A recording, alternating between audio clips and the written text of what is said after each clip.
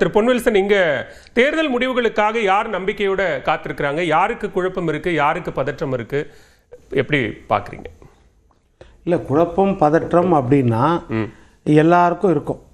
அது ஒருத்தர் விடாமல் எல்லாருக்கும் இருக்கும். ஓகே.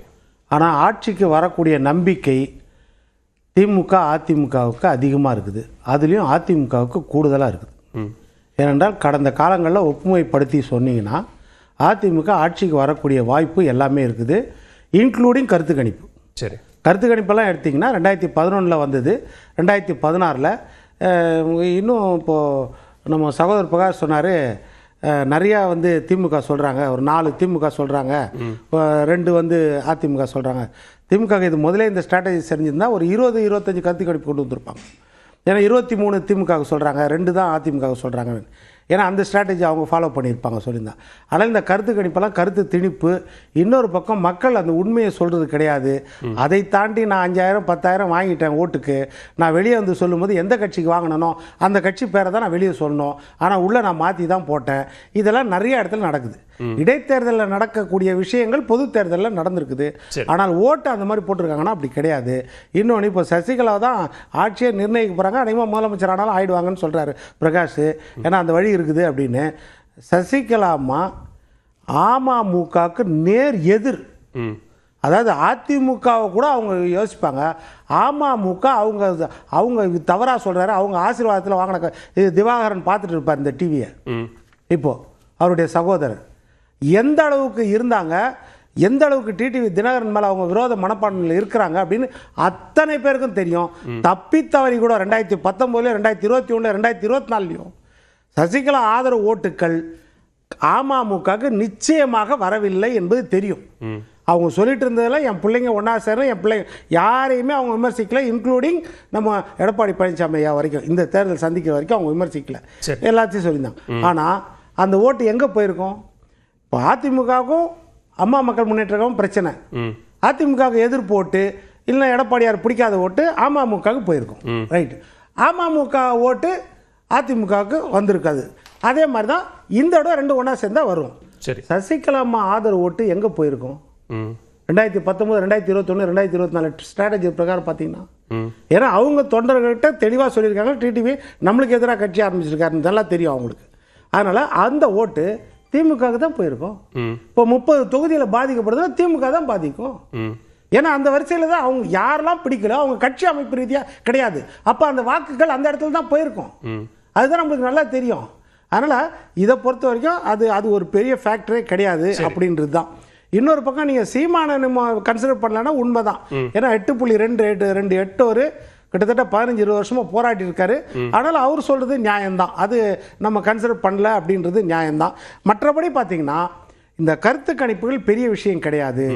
அதிமுக வெற்றி பெறப் போகிறது அப்படின்றது தான் அவங்களுடைய தாவேக்காவுக்கு ஒரு கணிசமான நம்பர்ஸ் வந்திருக்கிறது. அது வாக்கு சதவீதம் அப்படிங்கறதை தாண்டி இவ்வளவு இடங்கள்ல வெல்வாங்கன்னு கருத்து கணிப்பு முடிவுகள்ல சொல்றது, அல்லது ஒரு கருத்து கணிப்பு முடிவு தாவேக்கா வென்று ஆட்சி அமைக்கும் அப்படின்னு சொல்றதெல்லாம் அதிமுகவுக்கு ஒரு பின்னடைவாகவோ அல்லது ஒரு அதிமுகவை டிஸ்டர்ப் பண்ற மாதிரியோ இருக்கு அப்படின்னு பார்க்க வேண்டியிருக்கா?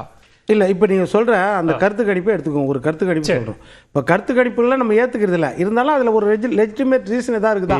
டெஸ்க் ஒர்க்காக கூட பண்ணியிருக்கலாம். லெஜிட்டிமேட் ரீசன் இருக்குதா பார்த்தீங்கன்னா 102லேருந்து 120 வரைக்கும் தாவேக்கா ஜெயிக்கும், 98லேருந்து 110 வரைக்கும் திமுக ஜெயிக்கும். இப்போ திமுகவும் தாவேக்காவும் ஆளுக்கு 100 ஜெயிப்பாங்க அப்படின்னா எந்த இடத்துல பிரைம் ஃபேக்டர் கிட்டத்தட்ட 200 தொகுதியில் அவங்க 2 பேர் தான் எதிராக இருந்திருக்கணும். 200 தொகுதியில் அதிமுக தாவேக்கா தான் போட்டியா? இது திமுகவும் தாவேக்காவும் தான் போட்டியா 200 இடத்துல? இது நடைமுறைக்கு சாத்தியமா? அப்போது ஒன்று தாவேக்கா எழுச்சி வருதுன்னா திமுக அதிமுக ஈக்குவலாக பாதிக்கப்படணும். சரி, இல்லைன்னா தாவேக்கா வீழ்ச்சி வருதுன்னா இவங்க 2 பேர் ஈக்குவலாக மேலே வரணும் அப்படின்றது தான். இப்போது நிறைய opinion pole neck and neck தான் கொடுத்துருக்காங்க. ஒரு 30 இடம் தான் வித்தியாசம், 30-40 இடம் வித்தியாசம் இருக்காங்க. அதில் என்ன நான் யோசிக்கிறேன்னா, அவங்க ஓரளவுக்கு என்ன யோசிக்கிறாங்க, எந்த சைடு வந்தாலும் நம்ம சமரசத்தில் போயிடலாம். யார் சொல்றீங்க? கருத்து கணிப்பாளர்கள். ஏன்னா இன்னைக்கு நீங்கள் கருத்து கணிப்பாளர்களை அவங்கள கருத்து கணிப்பாளர்களாக நினைக்கிறோமா இல்லைன்னா கருத்து கந்தசாமியாக நினைக்கிறோமான்னு நம்மளுக்கு தெரியல. ஏன்னா அந்த அளவுக்கு அது கருத்து கணிப்பில் வருது ஒழிய உண்மைத்தன்மை எந்த அளவுக்கு இருக்கும். ஏன்னா அதில் ஜெண்டர் ஃபேக்டர், ஏஜ் ஃபேக்டர், அப்புறம் தொழில் ரீதியாக, இன ரீதியாக, மத ரீதியாக, ரீஜனல் ரீதியாக இதெல்லாம் ஆழ அகலமாக எடுக்கணும்.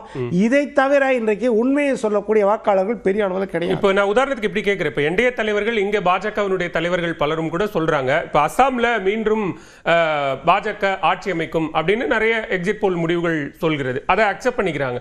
அதுவே தமிழ்நாட்டில் என்டிஏ ஆட்சிக்கான வாய்ப்பு இல்லைன்னு சொல்லும் போது அதை அக்செப்ட் பண்ணல அப்படின்னா இப்போ ஓவராலா கருத்து கணிப்பு முடிவுகளை எதிர்க்கிறதா அல்லது ஸ்பெசிஃபிக்கா வாய்ப்பு கொடுக்குறாங்க அப்படிங்கிறதுக்காக அதை அக்செப்ட் பண்ணிக்கிறது, வாய்ப்பு இல்லைன்னா அதை நிராகரிக்கிறது? ஆமா, அப்படிதான் பண்றாங்க. இப்போ பிஜேபினாலும் சரி, இப்போ அதிமுக கருத்து கணிப்பு என்ன செய்வாங்க, எது ஆதாயமா இருக்குதோ அதை ஏத்துக்குவாங்க.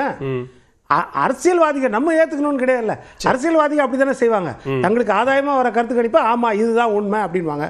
ஆனா தமிழ்நாட்டை பொறுத்த வரைக்கும் எந்த கட்சியும் இந்த கருத்து கணிப்பை ஏத்துக்கல, இன்க்ளூடிங் டிஎம்கே. சரி, இப்போ டிஎம்கே 200லேருந்து 250 காரணம் என்னன்னு பாக்குறீங்க?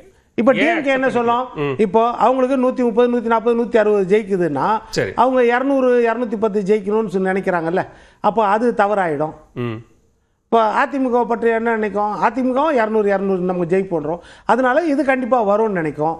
அதனால் எல்லாருமே கருத்து கணிப்பை நம்பல. சில பேர் வந்து அதை வெளியே சொல்லிடுறாங்க நாங்கள் நம்பலன்னு, சில பேர் அதை வெளியே சொல்ல முடியாமல் அப்படியே மனப்புழுக்கத்தில் இருக்கிறாங்க. மற்றபடி யாருமே இந்த கருத்து கணிப்பை நம்பலை.